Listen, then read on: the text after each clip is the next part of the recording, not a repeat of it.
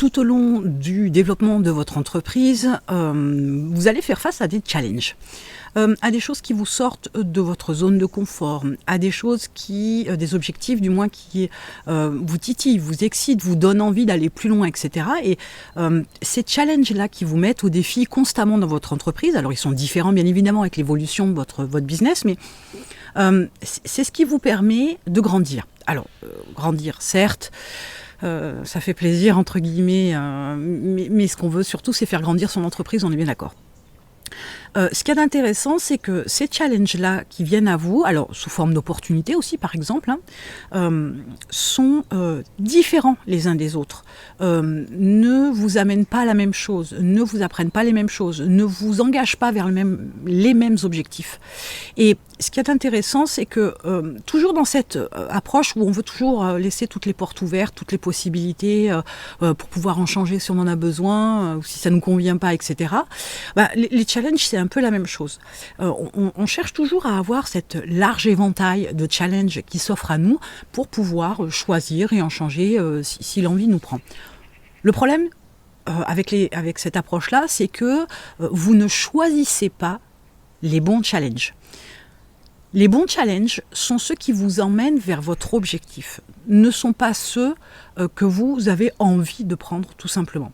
Et au-delà du fait que cela vous interpelle, etc., de ce défi-là que vous voulez relever, il faut comprendre que ce n'est pas parce que vous en avez envie que ce challenge-là, il est bon pour votre entreprise, il est bon pour le développement, il est bon pour l'atteinte de vos objectifs. Et il faut fermer des portes. Il faut refuser certains challenges. Et à chaque fois que une opportunité, un challenge se présente à vous, faites-vous la remarque.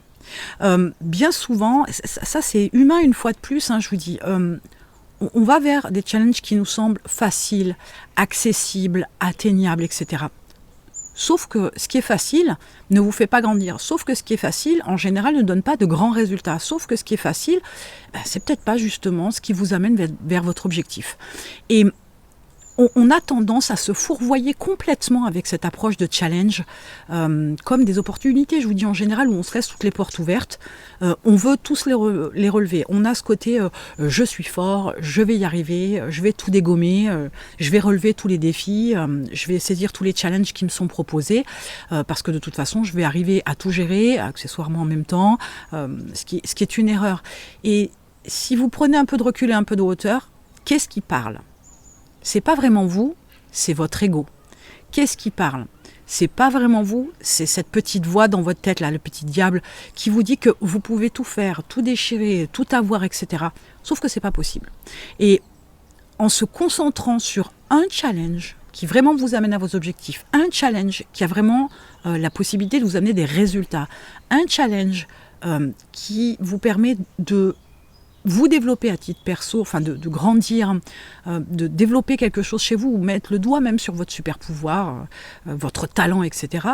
Là, vous aurez le bon challenge, là, vous aurez les résultats en conséquence, ou pas. Alors ça, c'est encore une autre histoire, mais il y a vraiment une démarche d'aller vraiment vers le point de mire que vous vous êtes fixé, votre objectif.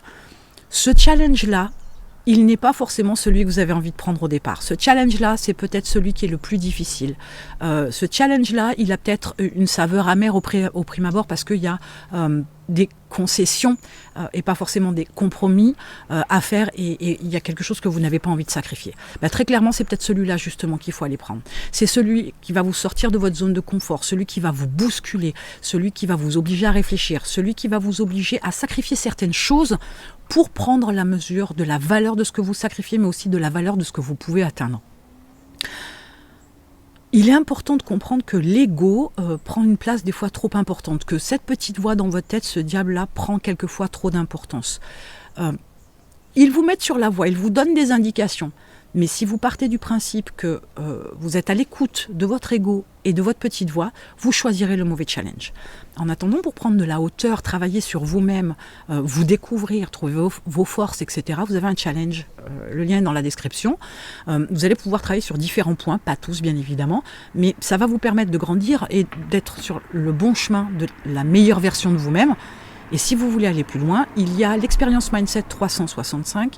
C'est une action tous les jours, c'est un travail tous les jours, c'est un sujet tous les jours qui vont vous permettre de travailler sur vous-même, de travailler sur votre business, de développer une meilleure version de vous-même et de booster votre entreprise par ricochet. Donc cliquez sur le lien en dessous dans la description et on se retrouve de l'autre côté.